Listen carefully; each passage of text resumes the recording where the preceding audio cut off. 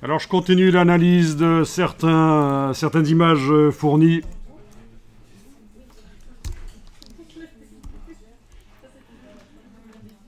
Donc ici, au niveau mix média, c'est pas vraiment ça. On a cet effet d'accumulation, superposition, ça oui, foisonnement.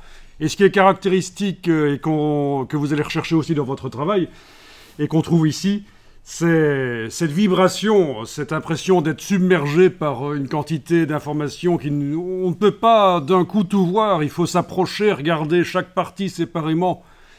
Ça, c'est ce qui est commun par rapport à ce qu'on recherche. Tiens, on retrouve à nouveau cet effet de découpe, mais évidemment c'est du dessin ici, mais enfin c'est un peu le principe. C'est comme si on avait découpé avec un bord, comme le flamant rose tout à l'heure, ou l'oiseau. Voilà. Mais bon, ce n'est que du dessin ici. Au niveau mélange de médias, il n'y a pas d'objets photographiés, il n'y a pas de photographie, il n'y a pas d'extrait de presse. Voilà, ce n'est que du dessin. Et donc, ce n'est pas vraiment vers ça qu'on va aller. Ici, je ne vais pas m'attarder là-dessus. C'est... Voilà. Je passe à la suite.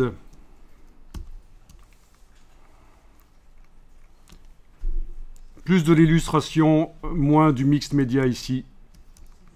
Également, plus de l'illustration, moins du mixed média. Je ne m'attarde pas dessus non plus.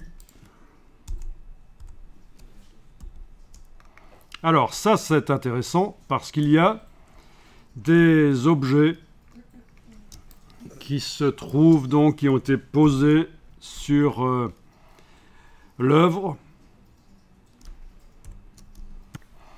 Alors bien sûr, ça c'est une vraie œuvre analogique d'avant l'infographie, mais vous pouvez très bien refaire la même chose dans Photoshop assez facilement. Donc cette superposition d'éléments.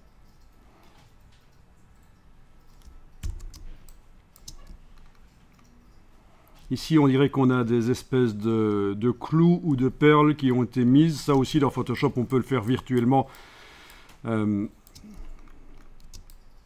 Voilà, alors le message là-dedans, je ne suis pas certain qu'il y en a. On était dans quel axe de recherche? Mix média musique, oui. Donc, pas certain qu'il y ait un message un peu lourd derrière ça. C'est plutôt léger comme message s'il y en a un. Mais en tout cas, voilà. Alors, suivant. Ça peut être intéressant, mais je veux dire la technique, mais pas le sujet ici, parce que c'est un sujet principal. Vous avez compris qu'il faut plutôt plein de sujets qui sont à peu près au même niveau de hiérarchie pour faire un travail mix média comme on le conçoit ici. Par contre, utiliser des partitions, si c'est bien ce que je comprends, oui, ce sont des partitions imprimées. Les utiliser pour dessiner par-dessus, oui, pourquoi pas. Un dessin fait par-dessus un document imprimé.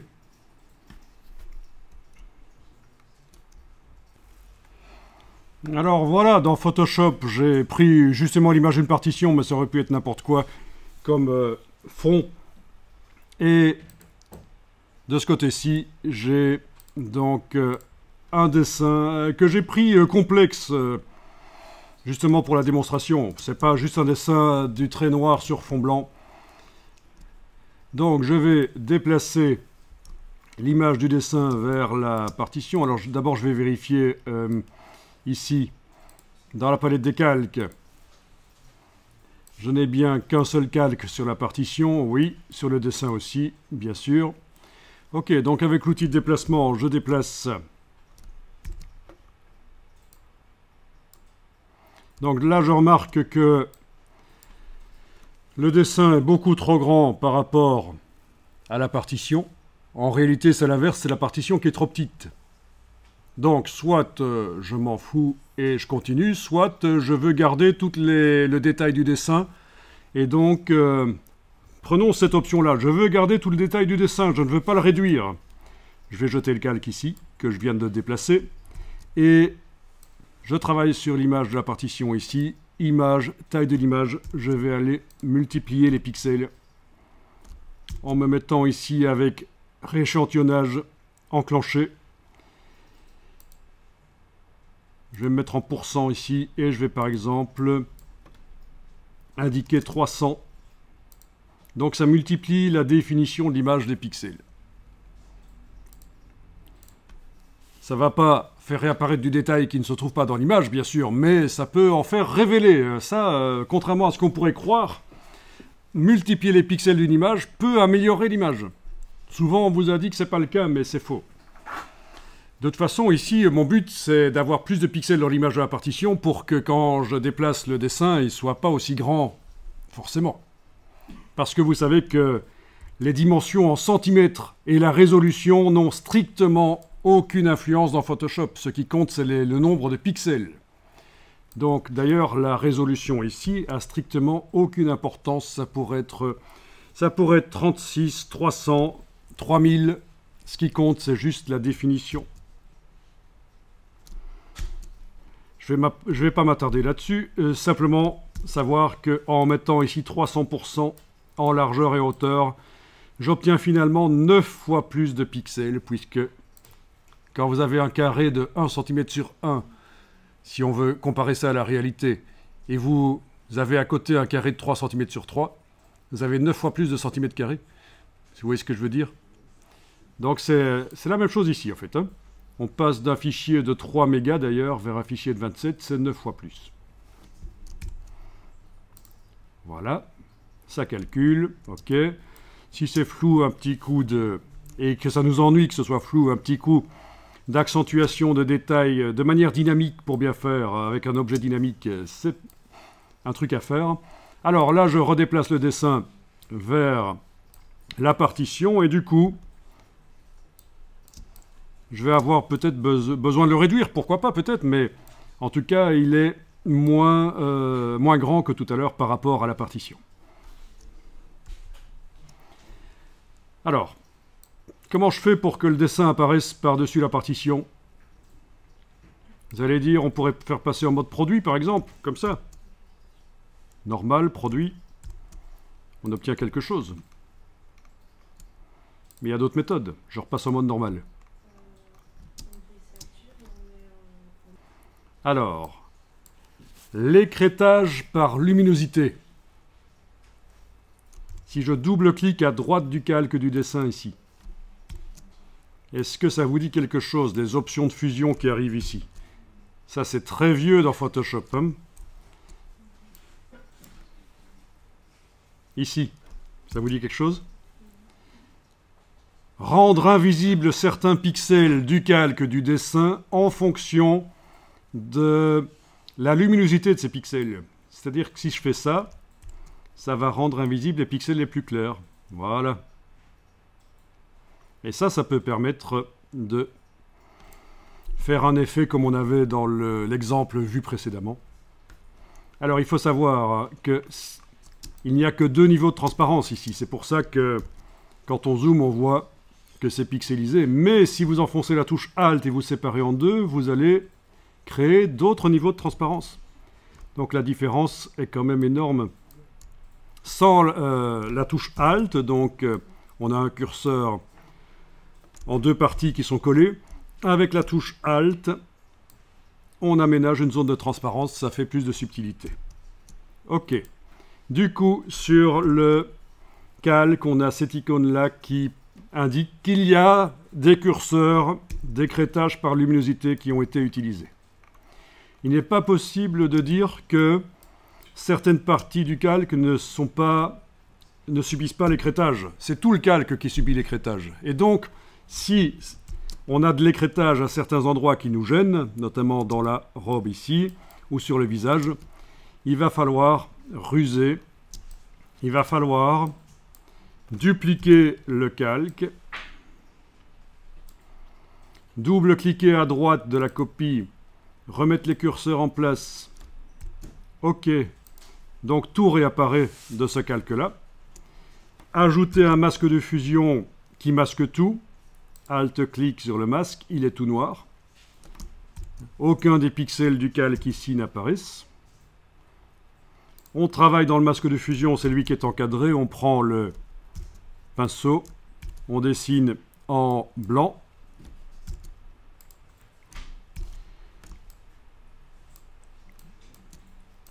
Et voilà, ça fait réapparaître. J'annule pour vous montrer, bien sûr, que quand on dessine en blanc, ça bouche les trous. Voilà.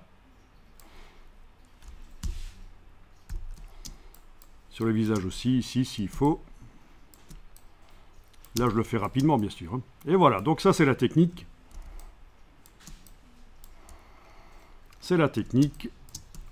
Bien sûr, je peux m'amuser à faire réapparaître du papier aussi, s'il fallait, pour donner un effet. Après, on gère. Voilà. Et dessiner en noir, s'il faut faire disparaître, bien sûr, c'est le principe du masque de fusion, vous connaissez. Ok, essayons de voir ce qui se passe si on le place en dessous, ça change rien en fait. Dans ce cas-ci, si on le place en dessous, ce calque bouche-trou, il donne le même résultat que s'il est en haut. Ok. Et donc voilà comment vous pourriez faire les choses. Les deux calques doivent évidemment rester exactement au même endroit l'un par rapport à l'autre. Donc un truc intelligent, ce serait de faire clic, shift, clic pour activer les deux, puis les mettre dans un groupe. Voilà, comme ça, si on doit les déplacer, on va pouvoir les déplacer tous les deux. Sauf que ça ne va pas marcher. Ah ah! Et c'est là qu'on m'appelle toujours « Oui, votre truc, ça marche pas. Quand je prends l'outil de déplacement et que je déplace, ça foire complètement. » Vous savez pourquoi? Non, non, c'est pas parce qu'on n'est pas sur le bon calque. Regarde, je ferme le groupe. J'active le groupe. Je déplace. Ah, ça marche pas. Et le groupe s'ouvre et active un des calques. Systématiquement. J'annule. Je referme le groupe. J'insiste. C'est le groupe entièrement que je veux déplacer. Donc ça, c'est un problème habituel avec l'outil de déplacement de Photoshop. C'est que dans ces options ici, il y a la sélection automatique qui est enclenchée. Ça veut dire, et ça c'est pratique parfois, quand on clique à un endroit dans l'image, le calque s'active. Mais dans ce cas-ci, ça ne m'intéresse pas du tout. Donc je désactive. Donc je suis bien en train de travailler sur le groupe fermé là. Et quand j'essaie de déplacer, eh bien plus aucun problème. Voilà, voilà, c'est ça. Ah, il reste quelques petites taches.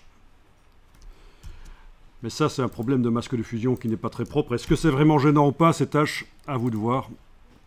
En tout cas, voilà. Alors, j'en étais où? Dessiner en noir. Ah, d'accord, oui, oui, je vois. Ah ben ça, c'est intéressant. Les taches, là. C'est sur le calque de l'écrêtage que ça se passe. Celui-là. Donc je vais être obligé de mettre un masque de fusion sans enfoncer la touche Alt, un masque de fusion qui fait tout apparaître, et dessiner en noir dedans pour que les taches disparaissent si elles m'ennuient.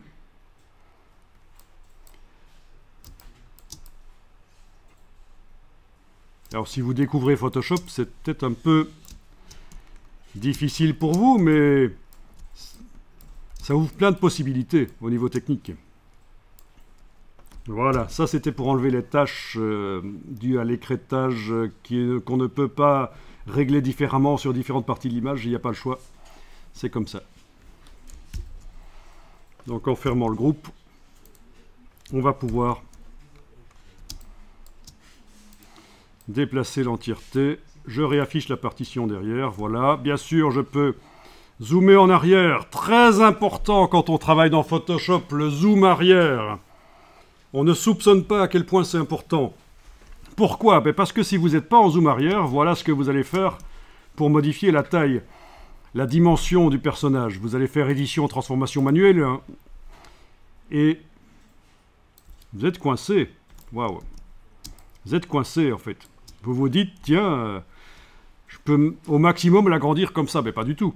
Alors ce que je vous dis vous paraît peut-être stupide. Oui, c'est évident, il suffit de zoomer en arrière et on peut donc agrandir plus.